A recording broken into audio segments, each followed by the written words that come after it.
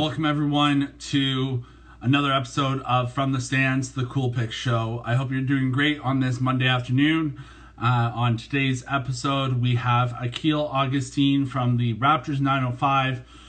This guy is multi-talented. He's on Raptors 905, Argos. I see this dude everywhere I go, so we're going to chat with him about how everything has been going, his job, and how he got started, and so much more. Before we bring Akil in, just wanted to give a quick shout out to our design team, Matt Creative and Matthew DeCastro, for their work that they put into the shows and the logos that you see ahead of each episode. So let's get Akil in here and get started.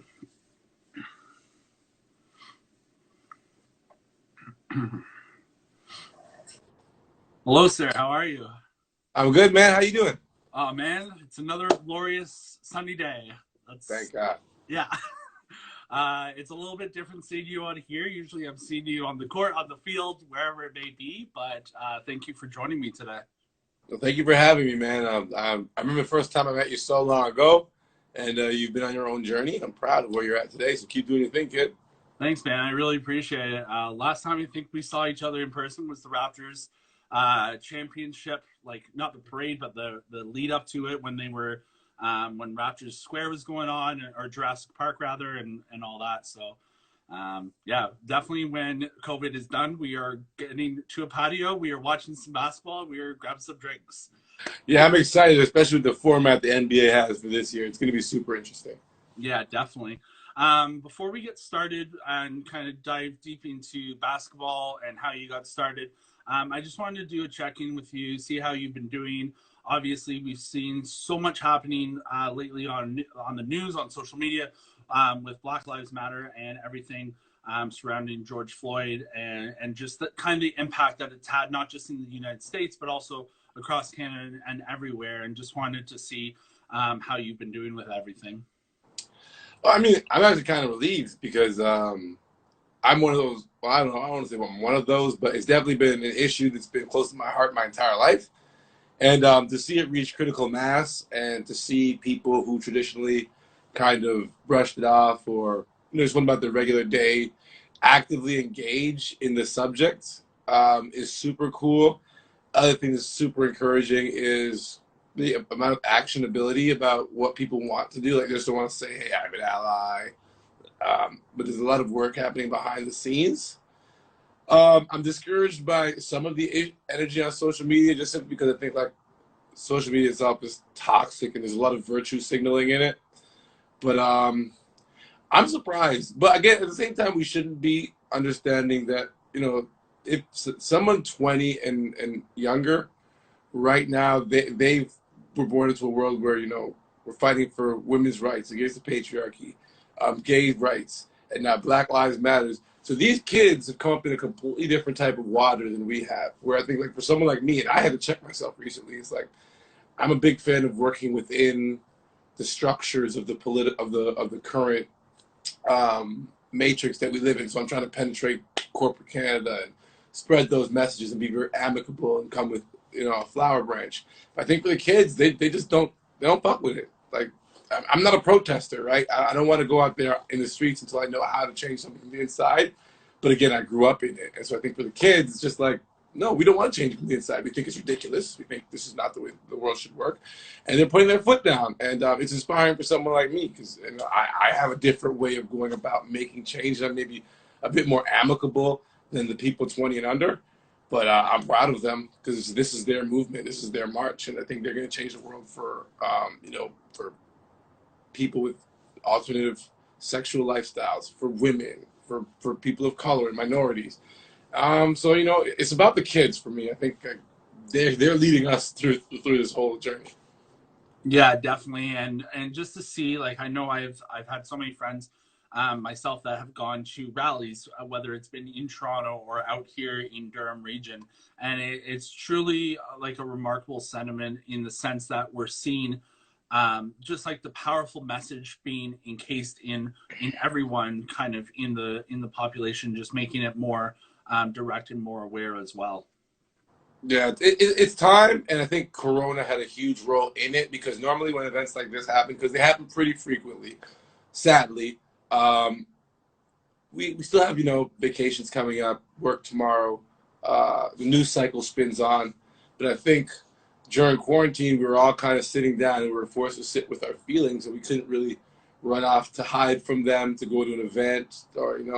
So I think a lot of people were forced to sit with their feelings. And it's funny how the universe works, because I don't think we would be in the position we are in terms of the opportunity to make drastic social change if Corona didn't happen. Yeah, because we would be out doing everything that we normally would be doing, and to your point, we have that time now to sit down and reflect back. So we have that option or that Yeah, opportunity to do so. So, 100. well, it's just going to be a thing where it's going to be a situation where, like, hopefully it gets to the better eventually, and we're in the right spot, and It's too late. It's already gotten better because the cat's out the bag, right? People are being exposed. I'm not a huge fan of cancel culture, but I don't think we can go back. One of my favorite sayings about life is one of the best things the world's offered us is the fact that people die. And it might sound like a dark thing to you, but you got to understand, someone who's 100, who's 80, who's 90, they live in a world where, like, just saying the things we're saying right now, like Black Lives Matter, seems preposterous, right? And so, like, the youth, they didn't come up in that world. They come up in the world that you and I helped create. And so they come in a world of love and acceptance. So it's too late, man. It's too late. It's way too late. They're not going to be able to stop it. The women have taken power. People of other sexual identities have taken power. Everybody wants their piece of power, and we're going to share it. We're going to have to. For sure. Well, let's transition into basketball and into your career a little bit. So in the 1980s, you and your family actually immigrated to Brooklyn, New York, which you and your sister then moved to Toronto. What was that whole experience like for you to come to the States and then immigrate to Toronto and eventually go to Seneca to start doing broadcasting? Well, you did your research, buddy. All right. I see Buddy, how this is going to go. You're like Nardwar out here. It was weird for me. I mean, it's definitely a huge part of my story. I think, in a lot of religious circles and psychology circles, they say you give me a child till they're 7, and I'll show you the man. So fortunately for me, I grew up in Trinidad and Tobago up until I was about 6. And then my family moved to New York City. Well, we went to Canada first. Then my parents, they took the family to New York, and then we came back here. But I think the first 6 to 7 years I was with my parents, and it was amazing. And I think after being in Brooklyn wasn't that weird because Brooklyn was pretty black. But I think the biggest thing for me was coming to Canada, coming to Toronto. I think the first time I saw, would have had to have been the first time I saw snow was in Canada. And just going to, I grew up on the Danforth. So tremendous amount of Filipino, Italian, and I grew up in a Roman Catholic household. So for me, I didn't actually know any of these things. I was like 8 or 9. I'm now being introduced to people of different cultures. Like everybody's either black or Indian in Trinidad. So I saw my first Filipino person, my first Greek person, my first Italian person, my first, a white person that doesn't identify with another country. Like these were all new concepts to me. And I'll say this, I'm very thankful that I got to go through, the stress of not growing up with my parents and stuff like that. I think there's something special about everybody's experience. I think one of the things for men is they grow up idolizing their father, and they kind of like want to get their dad's approval for everything in their life. I think one of the gifts for me was because not growing up with my dad's a very strong-minded guy, but I think me and him don't share a lot of the principles because he had a very different life experience. So I think not having to grow up in the shadow of my parents, not having to adopt his religion, he's Rastafarian, not having to adopt his craft, his trade, because I see that play out in a lot of guys who have their dads. And so I think for me, it was just like a huge opportunity just to like kind of lift the roof off the building. Because I think even coming from Trinidad, we have very low expectations simply because of the culture and what colonization has done to the island. I think being exposed to a place like Toronto, especially growing up in downtown Toronto, so much of my personality is from like people I ran into, ideas I got exposed to, and it's such a rich city in terms of the ability to experience things. So I think it was a blessing, but definitely a huge culture shift for myself. Because remember, like we got like 3 million Black people in Canada, of a country of 33 million, and growing up on the Danforth, there aren't a lot of Black people unless you go to like the Blake houses or, like St. Jamestown or maybe Crescent Town.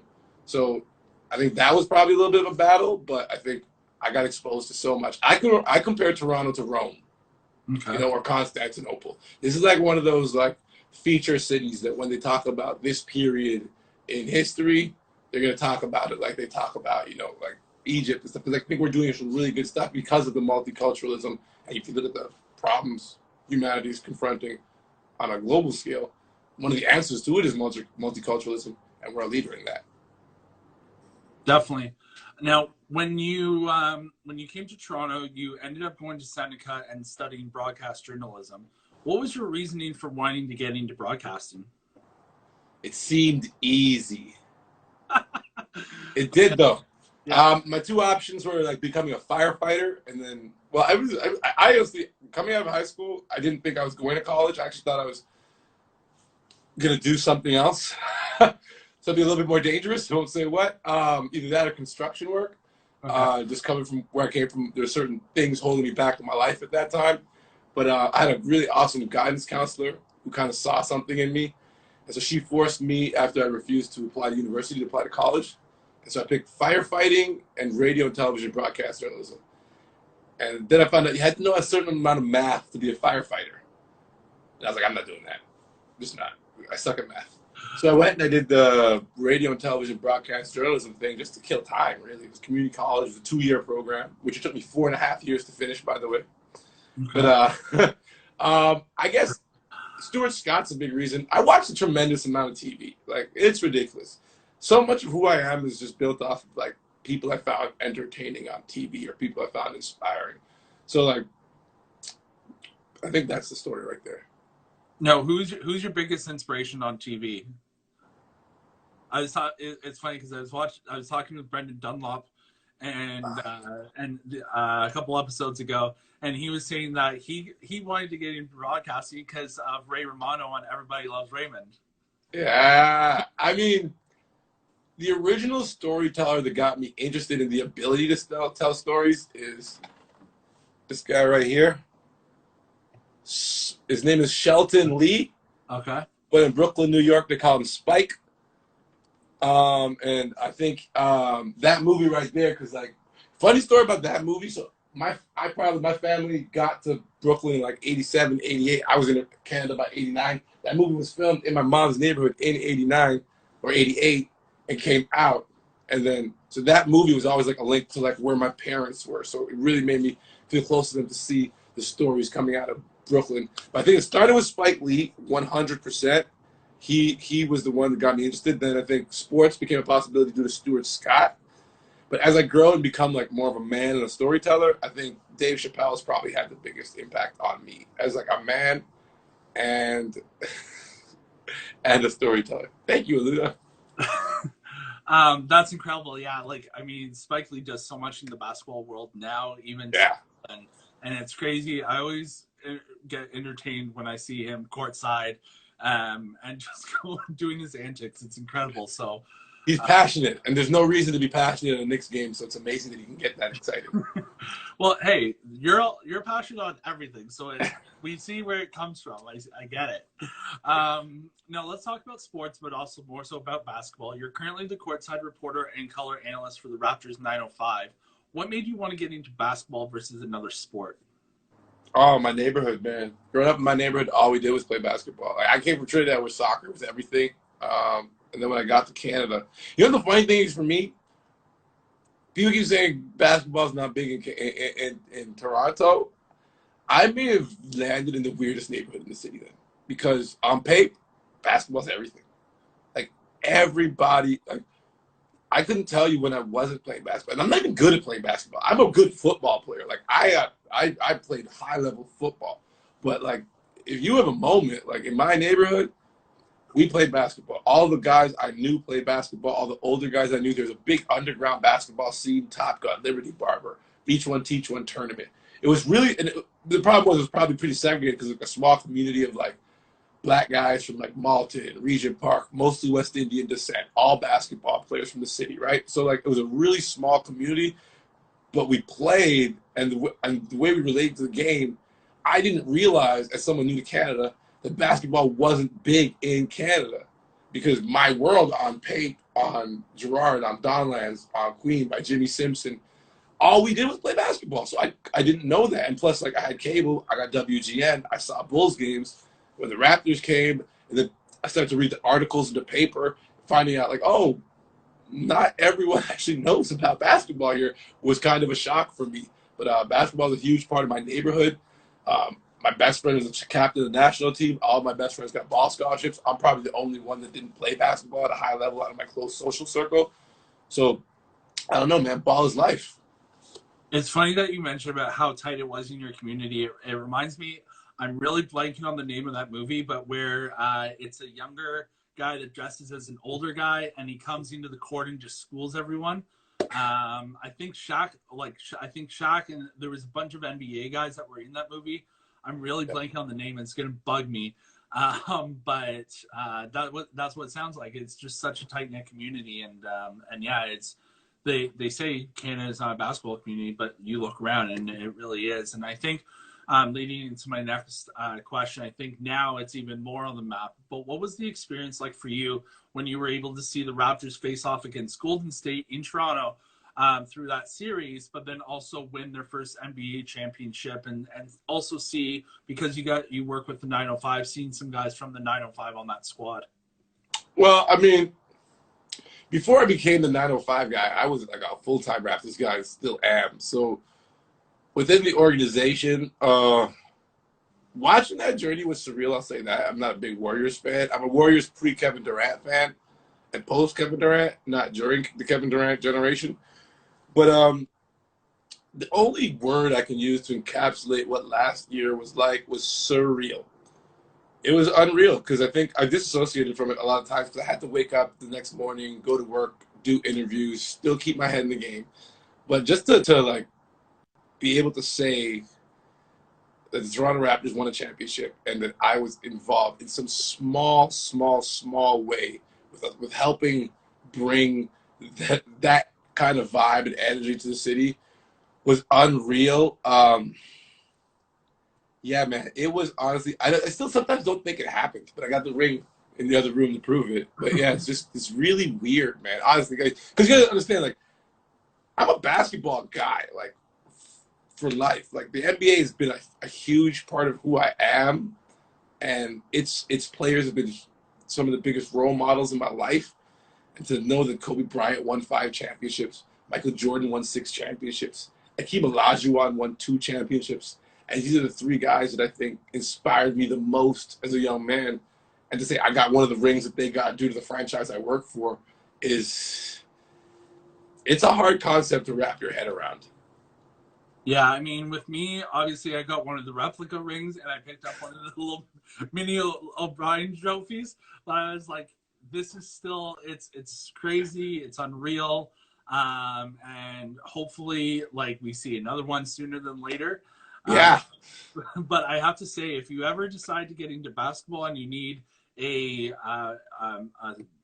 what are they called? Like a media rep. I saw a comment from Miss Aluda saying that how emotionally intelligent you are with every conversation you put in. Hire her right now. Yo, she's actually doing a pretty good job. This is her audition, and she's strong. Aluda. Perfect. Good notes. I appreciate it. Now, you also do a lot of work at Maple Leaf Square, Jurassic Park, and also at the Argos games. And yeah. How has that whole experience been for you in broadcasting so far? Just getting to interact with fans such as myself, that's how we met. But then also seeing how much hype there is in game stadiums in Toronto. Well, I'll say broadcasting has played a huge role in me becoming the man I am, because I think one of the things about broadcasting is it forces you to, well, if you're going to do it and you want to do it well, and Aluda kind of alluded to that idea with her comments, but I think I had to grow as a person in order to become an on-air talent, because I think I had an initial skill set which was just raw energy. Like when Cabby first found me, I was just that kid, like, like, hey guys, what up? What's going on? Welcome to the show. Right? That was really me. And it's kind of you're a one-trick pony if you're relying only on energy, which is kind of like a cornerstone of my personality. So I think in my desire to become better, I took acting courses, and the acting courses I had a really dope acting coach named Earl Nanu. He got me into certain types of spirituality. And then in terms of like body language, I had to learn body language. So I studied body language, voice tonality control. So, I mean, just become, it's kind of like, so there's this idea that Jordan Peterson says a lot. Is like, some people are nothing, right? And then like, oh, I'm going to decide to be a plumber. It's like, oh, you're going to be a plumber. But then when you go about the task of becoming a plumber, what you end up becoming when you like step through that doorway is you're not just a plumber. You're a business owner, you're a community leader, you're a father, you're a husband, you're blah, blah, blah, blah. But you became all that by making the initial decision to become a plumber. So by my making the initial decision to become a broadcaster, it's like when you pick up one end of a stick, you pick up the other end too. My thirst for attention and my lust for people watching me came with the responsibility, a la Spider-Man, that, okay, if they're going to watch me, they better be watching me do something positive. And if they're going to listen to me, I better have something to say, right? So originally it started as a selfish way to feed my needs, to get attention. But then when you have that power now, it's like, okay, how do you utilize it? How do you use it? And so I think broadcasting's allowed me to kind of step outside of what the old limitations of my personality were and become more, if that makes sense. It does. And you're so, like, you are all over social media. It's great. I've seen videos of you when you've done interviews in I think it was like Trinity Bellwoods, when everyone was out there. I didn't know it was going to be like that. I had no clue. Hey, but again, that's the whole thing, is you just do it for the sake of doing it and getting those speeches out and getting those interviews done and kind of just making that name for yourself as well, right? Yeah, a lot of people message me like, oh, you're doing these interviews. What are you doing them for? Or like, oh, you starting something? And I think when I mentor kids, I talk about this a lot. It's like, not everything has to be a company. Not everything has to be a production. Not everything has to be sold. I think if you really are serious about what you're doing, some of it's got to be for free. And like some of it's just got to be for the sake of doing it. Some of it's got to be for the sake of becoming better at it. So when I went down to Trinity Bellwoods that day, is because I hadn't filmed a show in 3 months. I hadn't done anything on camera in a long time. And, a lot of my journalistic principles come from my basketball life. And it's like, I'm a hard worker. Kobe Bryant was my hero as a young man. So I have to work harder than you. I have to be out there doing the task, putting in the work. So I was just walking around the city for no reason, just interviewing people, just, to find out how people felt and to make sure I remember how to ask a question, because this is what I do. And I think it's not just what I do, it's my gift. And by the time I'm 90, I want to be able to say, like, I did the most I could do with that skill set and kind of shifted some shit with it. But I don't think you'll ever have to worry about losing it, because it's like riding a bicycle. You'll never forget it. So. Well, you've never seen me ride a bicycle then, man. Hey, man, come out to Durham. There's a great bike path. We'll hit up some interviews on the way. We're good. I tore up my knee on my bike. It's ridiculous. Oh, man, that's brutal. Talking about actually basketball and some injuries, but also and some acting. A friend of mine, I heard, so this comes from a fan question actually. I heard that you played hoops at Mega City, and my colleague Javid says you flopped way too much in Mega City and that you're a great actor. What's your response to Javid? Did you say I flopped or I fought? Flopped. Okay, good. Because I did both. Okay, so you want to be completely honest? Sure. Basketball's always been a place where I've always gotten way too competitive. And when we talk about that journey of growing up, I think one of the biggest challenges for me was actually, funny enough, Nike sent me to a sports psychologist or therapist when I was doing this thing with them a couple years back. And she told me something. It was a really great way to like encapsulate what my problem is. Right? And so she said, so anybody who's seen me play basketball knows I'm very competitive, but once the ref starts to interject himself or his personality into the game, I often play more to the ref than the game. And she identified that within my personality, it's I have a huge distaste for authority. Okay. And so on the basketball court, the only way you can show authority is by playing. What up, Siobhan? But there's another authority figure in the ref. And so I think it's something that plays out in my life all the time because I'm always speaking truth to power. I don't like to feel victimized. I don't like to see other people treated poorly. And I have an extremely big mouth. So it's been a big part of my growth as a man to not bark back or react when I'm in a situation that I don't agree with. And it comes out most on the basketball court. Well, it's just funny, yeah, because Javid is a colleague of mine, and when I told him I was having you on my show, he's like, yo, ask him about Mega City and all this. And that's why I thought he said fought, because to be honest, I mean, there's some bad stories about me out there. I'm not gonna lie. The reason why I want to be a great guy is because maybe there were times when I wasn't the greatest guy. You know what? We'll have to have a virtual chat, me, you, and Javid, and we'll hash things out. No, let's not do that. No, let's not reminisce. Fair enough. All right. Let's chat about the community, though. You do so much in your community, like you do with every other sport. From being a founding member of the Hoop Factory basketball camp to being part of the Northern Kings AAU program. There's been so much great work that you've done. What has been the reason or the drive for you to give back to the community? I wouldn't be where I'm at today without the kindness of strangers. I didn't grow up with my parents. I didn't grow up with a lot of family around, and I think there are a lot of people who played huge roles in getting me to where I'm at today, which is a very fortunate and comfortable position. And I know that I didn't get here by myself. Right, I mentioned my guidance counselor already. I mentioned Cabby already. I got to talk about my sister and my cousin. I got to talk about some of my bosses like Aaron LaFontaine. I got to talk about a random stranger who there's so many people who've played a role. And I think a big part of that too is by not growing up in like a traditional family structure. Like I know some people like family first. It's never been my mentality because I feel like if you're always looking out for your family, you're kind of creating a border around yourself and like you're not really taking care of the greater community at large. And I realized that if everybody thought family first, I would have been the first person to die, right? Because, like, where's my family to protect me? But not everyone thinks like that. A lot of people don't think family first. They think people first.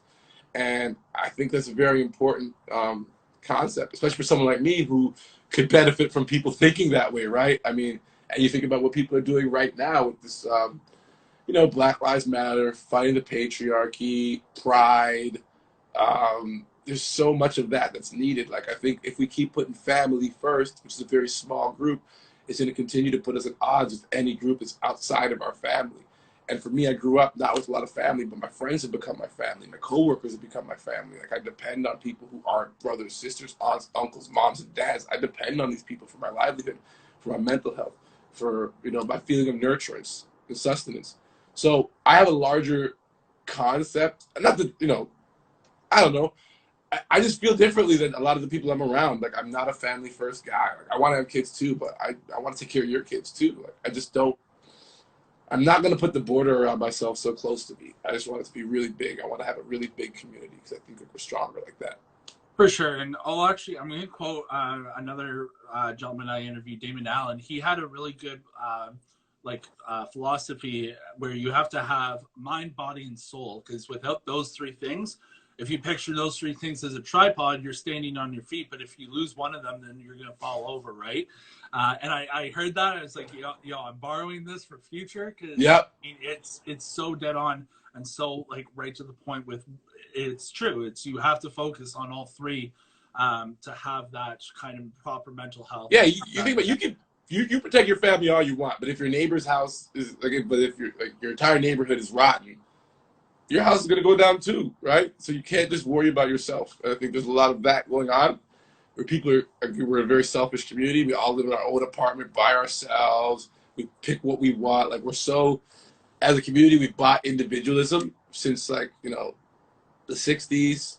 We've bought so much into individualism, and now we're like bouncing from individualism to now group identity. I think like we need to like find that common middle ground. Definitely. Talking about that middle ground and everyone that you've kind of mentioned, is there one person that kind of stands out among the others that have helped propel you to be the person that you are today? My big sister. My big sister was 7 years old, and I was 4 years old the first time we were left by ourselves in Trinidad. She was probably like 8 or 9, 10 when we moved to Canada, and she's taking care of me every step of the way. Um, she's my heart. I don't know what to say. She's when I lost my scholarship, dropped out of school, she paid for me to go to school. When I was homeless, she found me a home. When I was hungry, she fed me. You know what I'm saying? Like when I was angry, she calmed me down. She's an amazing woman. She had a hard life, and now she's doing amazing things as an executive, killing it. I don't know. I think I was very fortunate to be paired with someone like that to have this journey of life with. That's fantastic, man. Yeah, because everyone, it's going to obviously be different for everyone, but Yeah. at the end of the day, as long as you have that one person that's kind of with you through everything, the hard times, best times, all that, that's the most important aspect of it all. Yeah, she's like a mirror. She's been through everything I've been through and more, so I can kind of like gauge how far we've come by looking at her. That's great, man. We had a question coming in the chat a little while ago asking about the NBA this year and who you think is going to win the NBA title this year with the way that the new format is and the way that the season's going to be portrayed and everything this year. See, this is a trap season. Like you can make a call, and I will make a call. I always vote with my heart, though. I'm not an analyst. I'm real. The Lakers are going to win the championship. Lakers win the championship. It's gonna be Lakers Raptors in the finals. Okay, but I will say this about what's happening. It could be someone completely different because by eliminating 8 teams, you've eliminated off nights, you've eliminated rest nights in the build up to the regulars, to the playoffs, right? So this is basically going to be like, however long it lasts, it's going to be like March Madness. You're playing and you're getting a 1 day off and you're playing intense games. So it's either teams are going to start throwing games, like in terms of like, okay, we're down by 20 in the third, we're not putting our stars back in because we need to juice in their legs the next game. Or someone's going to like beat themselves to death to get good seeding and then get eliminated in the first round because it's going to be such an intense experience. And then emotionally, you're adding the factor of being isolated and then being with your family all the time. Like at least if you're a player, like you can kind of separate. Okay, and you can lock in, focus. I'll be alone now. Then I'll go family time here. It's like no, if you're bringing your family, they're in here. You know, like you're really going to find a new way to like function your daily routine, create space, create habits. So I think the biggest thing about this thing is going to be the basketball. It's going to be all the ancillary things around basketball that kind of complicate your ability to play basketball. And also, the Lakers. With all of the tests too, and all the extra protocols that they're going to be doing on top of being isolated, that's also going to take a huge toll as well. I don't want anybody nose swabbing me. Have you seen what that looks like? That looks painful. A friend of mine didn't have to go, but he was. Long story short, he was kind of seeing this girl, and the mom wanted. Hey. The mom wanted to get him or to have him tested to make sure like everything was good. So he's going to get tested, I think today or tomorrow. So I told him, man, I'm like, dude, like, good luck with that. But I've seen the photos and I was like, it wouldn't be so bad if it was just like a little bit ways, but like I heard they stick it all the way up, and I was like, dude, like no, like I'll go if I have to, but otherwise, like isn't that for everything? Don't get me wrong, like I want you still, done. I'm isolating. But it's crazy. That's going to be like something you're going to have to ask on the first date from now on. It's like, hey, by the way, have you been tested? Yeah. Just add it to the list, man. Crazy. The new normal. Oh, no kidding, eh? Well, talking about the new normal, but also more so about when we go back to normal life, what's some advice that you would give to, like, if someone watching that may want to get into broadcasting or may want to get into the world of sports to some degree? What kind of words of wisdom would you like to share with those individuals? So I'm kind of moving out of the advice-giving phase of my life because what I'm learning is everybody already knows. Okay. And what we're doing is we're telling people our own shit, right? And we're adding noise to their natural frequency. I don't know if you're gonna hear this answer everywhere, but like I believe, like I'm 37 now, and like no, you're not. Yeah, 37, and at 17, I knew exactly what I wanted to do. Okay. Which was work with kids. But I think I had to go through a path of answering all the questions, the concerns, feeding my ego, like learning how big I could be. I had to go through all that stuff, but in the end, I was going to get to where I needed to get to. And I think we got to have more faith in trusting each other and listening to each other. I think, because I think one of my faults is I love to give advice. Like I had to check myself over the last couple of years because I'd meet someone and I wouldn't agree with something they're doing, or I think they could do it better. And be like, this is what you got to do, man. You got to read this book. You got to go to this course. You got to eat this. You got to do that. And then I'm realizing, like, that's not me I'm talking to. Those are the things that I needed to do. So I still give advice, but in a different way. And all that was to preface how I give advice. So the only people I give advice to, and this is why I give my phone number out when people ask, when like they're curious, like I need to talk to you. I need to hear how confident you are. Because sometimes it's all about like whether you're ready to trust yourself and take that path, or if you're not ready to trust yourself, then the only thing I would offer you is some information on tapping into trusting yourself, right?